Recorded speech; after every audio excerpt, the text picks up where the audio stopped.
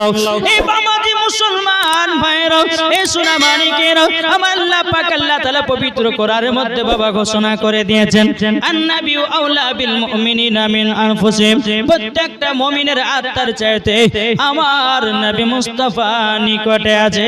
জোরে বলুন সুবহানাল্লাহ। এই বাবা আমার কথাটা একটু বোঝার চেষ্টা করেন বাবা, যদি ভুল হয় তো বলবেন। এই বাবাজি আগে নবীকে চিনো, নামাজ পড়ো, নবীকে চিনো, রোজা করো, নবীকে চিনো, হজ করো, নবীকে চিনো, যাকাত দাও, নবীকে চিনো, আমল করো, নবীকে চিনো, কোরআন পড়ো। আল্লাহ পাক আল্লাহ তাআলা বলতে যারা নবীকে চিনে নিয়েছে, নামাজ পড়েছে, নামাজে আল্লাহ পাওয়া গেছে। সুবহানাল্লাহ। কি গো ঠিক না? আমি যদি নবীকে না চিনি, এই বাবাজি মুসলমান আমরা যতই নামাজ পড়ি না কেন বাবাজি ওই নামাজে আল্লাহ পাওয়া যাবে না।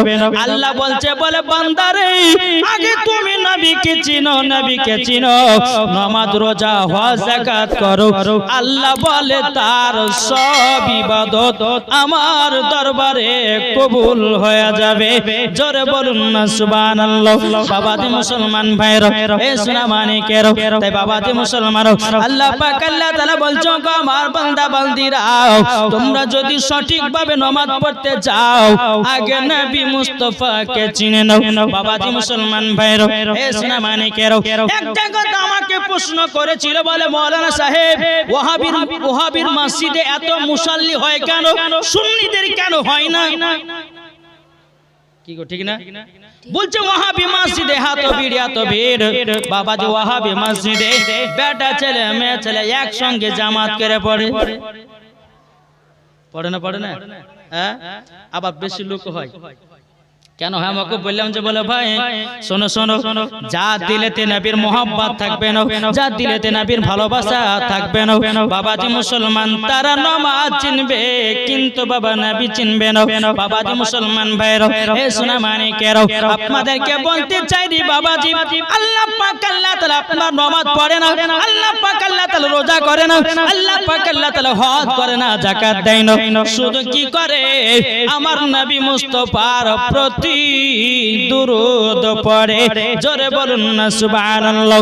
আল্লাহ পাক আল্লাহ তাআলা বলছো আমার বান্দা বান্দিরা, যেই নবীকে তৈরি না করলে আসমান জমিন পাহাড় পর্বত নদী নালা কোন জিনিসকে তৈরি করা হতো না।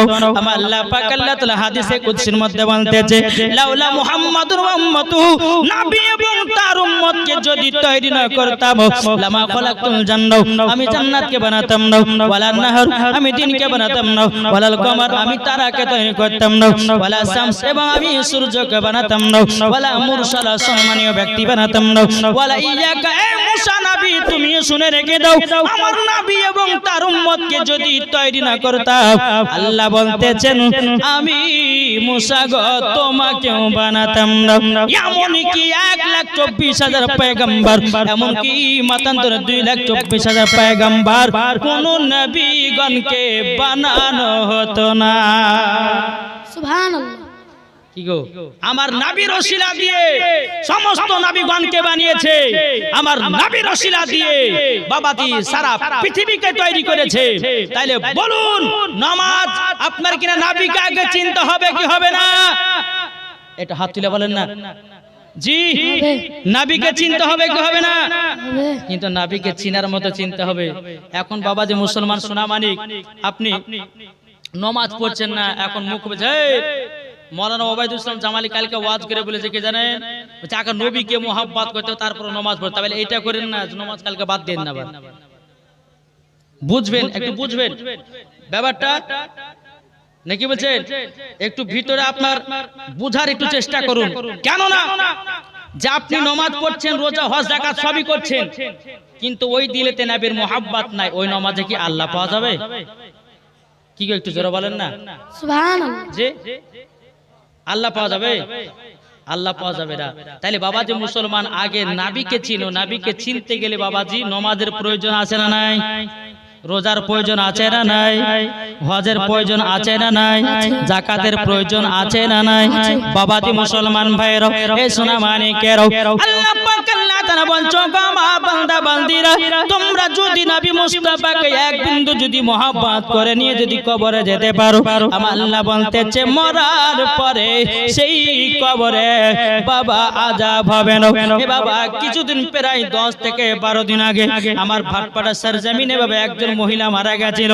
বাবা যে মহিলাটা মারা গিয়ে বাবা যারা কবর করতেছিল কোন সালের কার কবর ওই কবরে বাবা যে আপনার কবর করেছি একজন মৃত্যু ব্যক্তির বাবা মাথার খুঁটি পাওয়া গেছে কিন্তু মাথার খুঁটিটা অত আপনার বোঝা যায় না হালকা মাটি হালকা হাড্ডি বাবা যে ওই হাড্ডিটাকে আপনার জমিনের উপরে তুলে রেখেছে।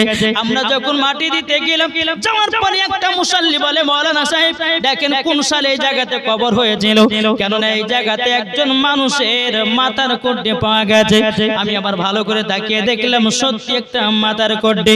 তাইলে বাবাজি মুসলমান এ সোনামানিকেরা আপনাদেরকে বলতে চাই রে বাবা আপনার শরীরকে যদি না পচাতে চান আপনার শরীরকে যদি আপনার মাটিকে না খেতে দেন আপনার শরীরকে পোকামাকড়কে যদি না খেতে দেন আমার আল্লাহ পাক আল্লাহ তাআলা বলছে এ বান্দা বান্দিরা তোমাদের শরীরটাকে কবরে যদি জিন্দা রাখতে চাও তোমাদের শরীরটা যদি কবরে পচাতে না চাও ঈমানদার হয়ে মরো মরার পরে জান্নাতি হবে তোমার কবরের লাশটাও পচবে না। সুবহানাল্লাহ সুবহানাল্লাহ। কি গো ঠিক না জি? আর বেঈমানদার হলে পরে আপনার শরীরে পোকা মাকড়ে সমস্ত বাবাজি বিচ্ছুতে বা আপনার শরীরের গোশত হাড্ডিগুলোকে একবারে খেয়ে শেষ করে দেবে। তাই বাবাজি মুসলমান ঈমানদার হয়ে মরো আর ঈমানদার হয়ে মরলে পরে বাবাজি ওই লাশটা জীবন ও কিয়ামত পর্যন্ত পচবে না। জোরে বলেন সুবহানাল্লাহ। পচবে নাকি জি? বেরাদর ইসলাম তাহলে আমাদেরকে সঠিকভাবে চলতে হবে। বেরাদর ইসলাম নবীকে মহব্বত করুন নামাজ পড়ুন। অনেকে মা বোনেরা আছে বাবাজি রমজান মাস যখন আসবে কিনা তো রমজান মাসে আপনার রোজা রাখলেন তো রোজা রাখতে রাখতে বাবা যে তখন বাবা যখন রোদ কড়া পড়বে তো ফোন করবে যে মৌলভী সাহেব আমি লুক করে ঘরের ভিতরে পানি খেয়ে নিয়েছি আমার কি রোজা ভাঙবে? আল্লাহ কি দেখেছে? আচ্ছা বলুন আল্লাহ পাক আল্লাহ তাআলা বলতে যে তুমি 80 হাত নিচে গিয়ে যদি তুমি গুনাহ করো তবু আমার আল্লাহ দেখতে পায় কি পায় না? কি গো পায় না? পাই। তো বাবাজি মুসলমান আপনি যেই গুনাহতে গুনাহ করো না কেন আমার আল্লাহ দেখতে পায়। তাই বেরাদর ইসলাম মুআদ্দাস সামানি কিরাম আজ ওয়াহাবি দেওবন্দি লামাযাবি বাবাজি আর নামাজ পড়ে ঠিক কিন্তু নবীকে এত মহব্বত করে না নবীর প্রতি আর সালাম দুরুদ পড়ে না।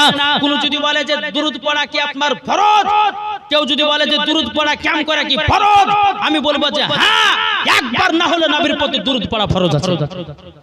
একবার না হলে নবীর প্রতি দুরুদ পড়া ফরজ আছে।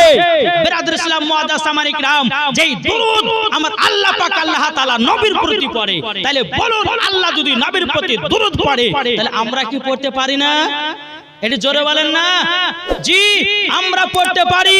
তো বেরাদর ইসলাম মুআদ্দাস সামানি কিরাম আসুন আমরা সকলে নবী মুস্তাফাকে মহব্বত করব নবীকে ভালোবাসবো ইনশাআল্লাহ 5 ওয়াক্ত নামাজ পড়ব নবীর সুন্নাতকে মেনে চলবো ইনশাআল্লাহ দেখবেন মরার পরে জান্নাতি হবেন। জোরে বলেন সুবহানাল্লাহ।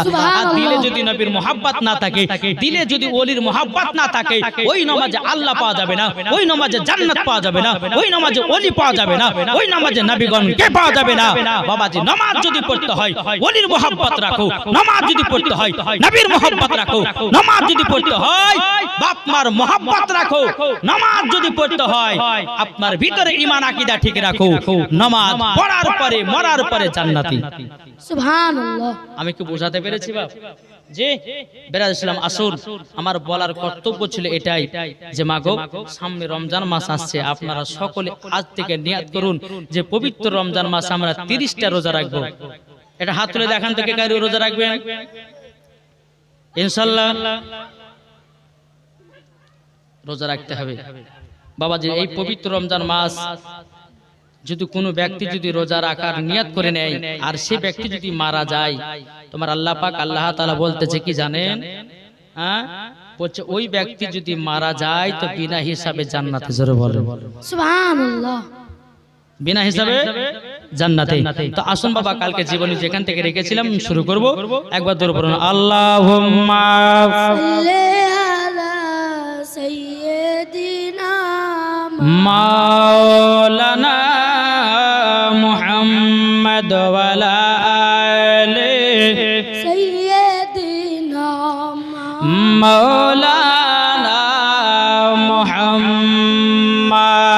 সাল্লাল্লাহু তাআলা আলাইহি সাল্লাম। বাবা যে মুসলমান ভাইরাও, তাহলে কালকে জীবনী কোথা থেকে রেখেছিলাম মনে আছে? কি গো মনে আছে?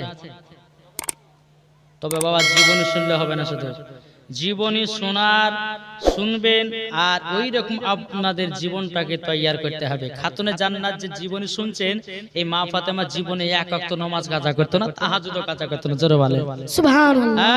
আর এখন যদি বলে যে জীবনী শুনবো, সিরিয়ালে দেখবো, তাহলে কিন্তু হবে না। পরিবর্তন করুন, নিজেকে শিখুন, নিজে বুঝুন আর নামাজের দিকে যান। 5 ওয়াক্ত নামাজ পড়বেন, ইনশাআল্লাহ আল্লাহ পাক আল্লাহ তাআলা আপনাকে মরার পর হয়তো জান্নাত দান করবে। জোরে বলুন সুবহানাল্লাহ। তাই বাবাজি মুসলমান, জীবনী শুনবেন মন দিয়ে। এখন কেউ যদি বলে যে জীবনী কি লাভ হবে, তাহলে এটা বোকামো কাজ লাগে। কেউ যদি বলে যে জীবনী বলে কি লাভ হবে, জীবনী শুনে কি লাভ হবে, তা জানতে হবে যে ওর ভিতরে শয়তান লুকিয়ে আছে। আরে বোকা, আমি কি গান বাজনা গাছি না, ওই দুনিয়ার লোকের কেসাকে কাহানি গাছে। আমি খাতুনের জান্নাতের জীবনী গাছি, ইমাম হাসান হোসাইনের জীবনী গাছি। আর কোন ব্যক্তি যদি এসে বলে দেয় যে জীবনী জালসা করা বেকার হবে, তো বাবাজি মুসলমান সোনা মানিকেরা জেনে নিতে ওর ভিতরে শয়তান লুকিয়ে আছে নাকি গো? অনেক পাবলিকের ভিতরে শোনা যায় জীবনী শুনে কি হবে, অনেক ব্যক্তি বলে। কিন্তু বাবা, এই জীবনী যারাই শুনেছে বাবাজি আর আমল করে নিয়েছে, 5 ওয়াক্ত নামাজি হয়ে গেছে। আমাকে একজন ফোন করে বলছে যে মুলবি সাহেব, আপনার ইউটিউবে ওয়াজ আমি শুনে আমি জীবনে নামাজ পড়তাম না, আপনার ওয়াজ শুনে আমি 5 ওয়াক্ত নামাজ পড়ি। জোরে বলে সুবহানাল্লাহ। জায়গাতে যাই, কলকাতা বলেন, হাওড়া বলেন, মালদা বলেন, দিনাজপুর বলেন, প্রত্যেকটা জায়গা থেকে কমিটিদেরকে নামাজি বানিয়ে আসি। এটা মিথ্যাই। আমার সঙ্গে অনেকগুলো ইউটিউবাররা যায় আর প্রত্যেকটা কমিটি মানুষদেরকে, কমিটি ছেলেদেরকে নামাজিও বানিয়ে আসি। কেননা নামাজের কথা বলি, নামাজের কথা তাদেরকে পড়তে বলি। হেদায়েত করার মালিক কে? আল্লাহ। হেদায়েত মালিক করা হচ্ছে আল্লাহ। আমার বলার কথা বলবো, তুমি মানলে মানবা, না মানে তুমি মরার পরও কবরে জবাব দিবে। আমার কি নাকি গো? দেখো বলতে আছে, তুমি মানলে মানো, জোরে বলো, তুমি মানলে মানো, না মানলে মন মানো না। তুমি মানলে মানো, না মানলে মন মানো না। আশিকের আসল জান্নাত সোনার মদিনা, আশিকের আসল জান্নাত সোনার মদিনা।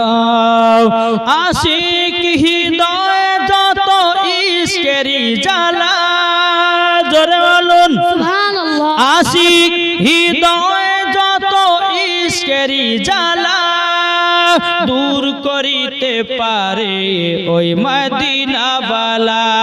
জোরে বলুন আশিক হৃদয় যত ইশকেরি জ্বালা, দূর করিতে পারে ওই মদিনা বালা। তাই মদিনা মদিনা করে, তাই মদিনা মদিনা করে হয়ে যাও ফানা। আশিকের আসল জান্নাত সোনার মদিনা, আশিকের আসল জান্নাত সোনার মদিনা। তুমি মানলে মানো, না মানলে মন মানো না। আশিকের আসল জান্নাত সোনার মদিনা। যাদের দিলে আছে নবীর ভালোবাসা, তাই তো যাব দেখো সোনার মদিনা। তাই মদিনা মদিনা গে, তাই মদিনা মদিনা করে যাব মদিনা। আশিকের আসল জান্নাত সোনার মদিনা। জোরে করুন সুবহানাল্লাহ। সুবহানাল্লাহ। খাতুনে জান্নাত মা ফাতেমা রাদিয়াল্লাহু তাআলা আনহা বাবাজি আসলেন কোথা থেকে? আব্বাজির বাড়ি। আলী রাদিয়াল্লাহু তাআলা আনহু তিনি বলছেন, ওগো আমার বিবি, আমি নিজের হাতে রুটি বানিয়ে আমার হাতটাকে পুড়িয়ে দিয়েছি। বিবি, আমি তোমাকে খুব মহব্বত করি। এটা জোরে বলেন সুবহানাল্লাহ। সুবহানাল্লাহ। আরে এখনকার স্বামীরা মহব্বত করে, আমরা তো মহব্বত করতে পারি না রে ভাই। হ্যাঁ পারি গো? এখন যদি কোনো স্ত্রীর স্বামী যদি বলে বিবি আমার লেগে, কোনো স্বামী স্ত্রী যদি বলে যে স্বামীকে আমার লেগে 2টা কমলা লেছেন, দেখ না বাবার কত ভালো মন্দ খরচা করে। বলে কি বলে না? কিন্তু বাবাজি সোনা মানিকের এটা করবেন না, বিবিকে মোহাব্বত করবেন, যেটুকু পারবেন করবেন বাবা। বেরাদর ইসলাম ইনশাআল্লাহ দেখবেন মরার পরে আপনিও জান্নাতি, আপনার বিবিও জান্নাতি। একটু জোরে বলেন সুবহানাল্লাহ। সুবহানাল্লাহ। বেরাদর ইসলাম মুআজ্জাজ সামানিকরাম, খাতুনে জান্নাত মা ফাতেমা রাদিয়াল্লাহু তাআলা আনহা তিনি বলতেছে, বলো গো আমার স্বামী, ও গো আমার স্বামী, আপনার কাছে একটাই আবেদন করব। ও স্বামী গো, তবে আমি আমার আব্বার বাড়িতে গেছিলাম, তবে জানেন একটা কাণ্ড ঘটেছে, একটা ঘটনা ঘটে গেছে। হযরত আলী রাদিয়াল্লাহু তাআলা আনহু তিনি বলছে, বলো গো আমার বিবি, কি ঘটনা ঘটেছে বলো না। তখন বলছে, গো স্বামী আমার, আমার বান্ধবীরা আমাকে দাওয়াত করেছিল, আমি গেছিলাম দাওয়াতে, আমার কাছে একটা নয় দুটো নয়, ইহুদি নারীরা কলমা পড়ে মুসলমান বানিয়ে এসেছি। জোরে বলেন সুবহানাল্লাহ। মুসলমান ভাইরা, এ সোনা মানিকেরা, খাতুনে জান্নাত মা ফাতেমা রাদিয়াল্লাহু তাআলা আনহা তিনি বলতেছে, বলো গো আমার স্বামী গো, তবে শুনুন না, আমি হলাম সমস্ত নারীদের সরদার, যারা আমার মতো চলবে তারাও হবে আমার সাথে জান্নাতি। জোরে বলেন সুবহানাল্লাহ। বাবাজি মুসলমান ভাইরা, এইরকম ভাবে আপনার দিন যায় রাত আছে।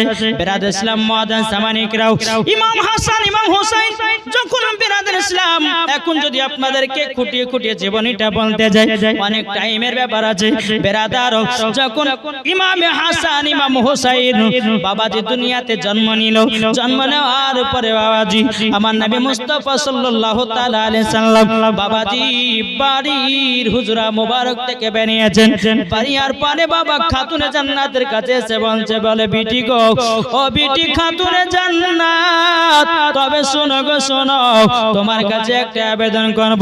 বড় বিটি গো, তোমার বেটাদের কি নাম রেখেছ?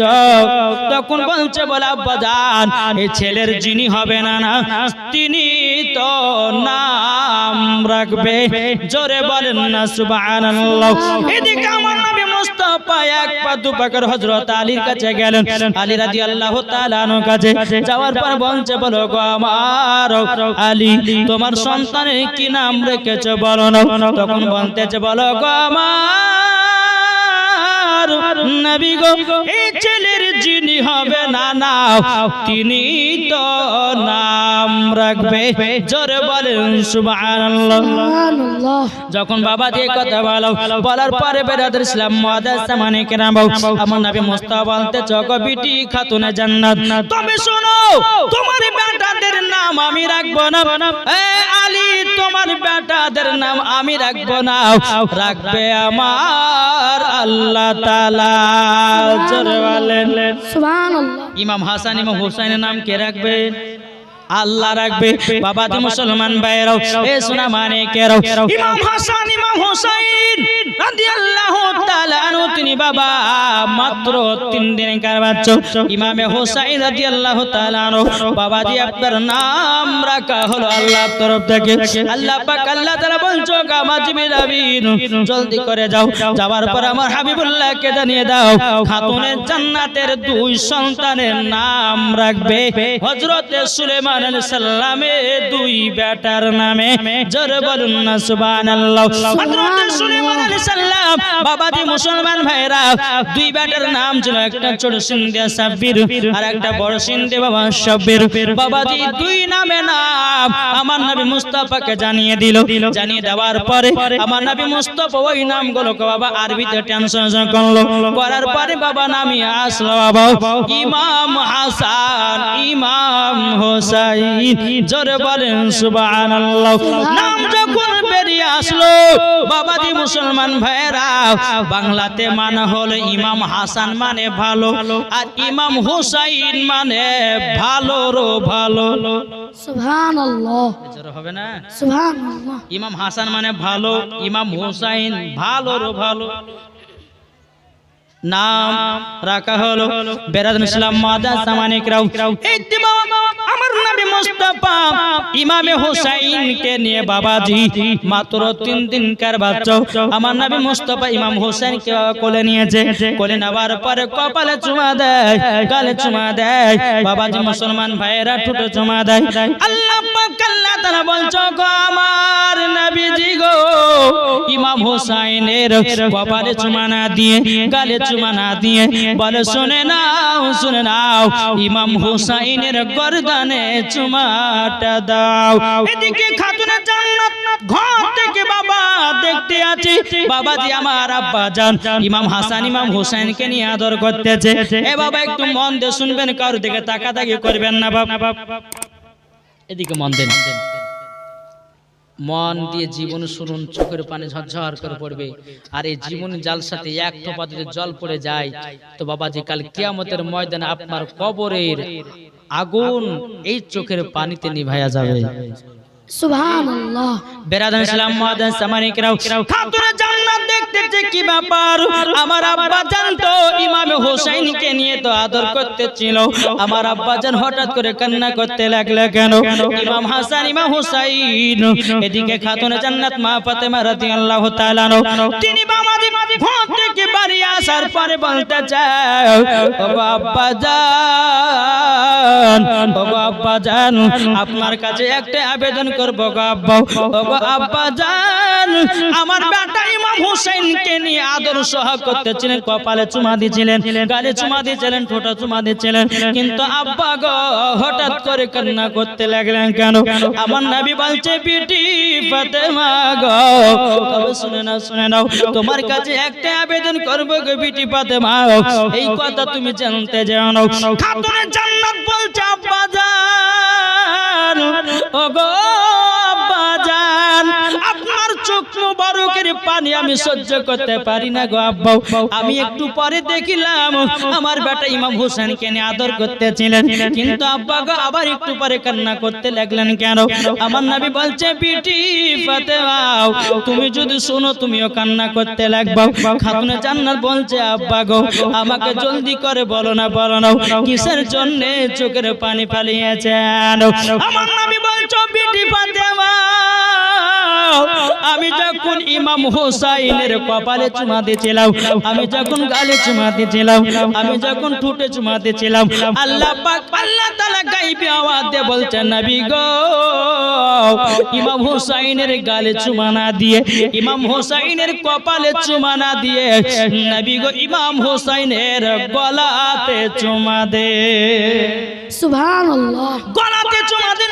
খাতুনে জান্নাত বলছে আব্বা জান কেন গলাতে চুমা দিতে বললো?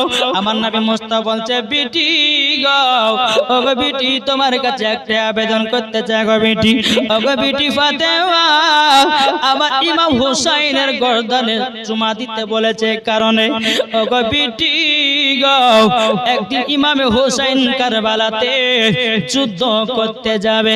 ও বিটি ফাতেমা ইসলামকে জিন্দা রাখার জন্য, কোরআনকে জিন্দা রাখার জন্য, মসজিদকে জিন্দা রাখার জন্য, মাদ্রাসাকে জিন্দা রাখার জন্য, ইজমাকে জিন্দা রাখার জন্য, কিয়াসকে জিন্দা রাখার জন্য ইমামে হোসাইন কারবালাতে যুদ্ধ করতে গিয়া ইবনে জিয়াদের লোকেরা ইমাম হোসাইনের গলায় ছুরি চালাবে।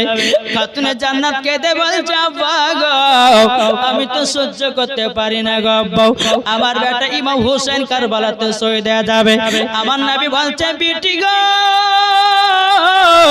ওগো আমার বিটি আমার বেটা ইমাম হোসেন কারবালাতে শহীদ হয়ে যাবে আমার উম্মতের মোহাব্বতে।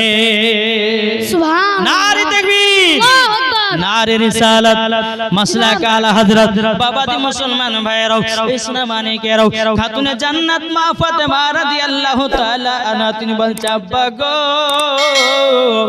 ওগো আব্বা জান তাইলে পরে আমার বেটা যে কারবালাতে শহীদ হবে গো আব্বা, ওগো আব্বা জান আমি কারবালার ময়দান দেখতে চাই। আমার নবী বলতেছে এ বেটি ফাতেমা কারবালা এখান থেকে 300 থেকে থেকে 350 মাইল দূর। ওগো বিটি ফাতেমা, তোমাকে তো এখন আমি দেখাবো না, আমি তোমাকে অন্য টাইমের ভিতরে নিয়ে যাব, কারবালার ময়দানটা দেখায়া নিয়ে আসবো। বাবাজি মুসলমান ভাইরাও, ইসলাম মানিকেরাও, খাতুনে জান্নাত মা ফাতেমা রাদিয়াল্লাহু তাআলা আনহা তিনি বলছে, আব্বা গো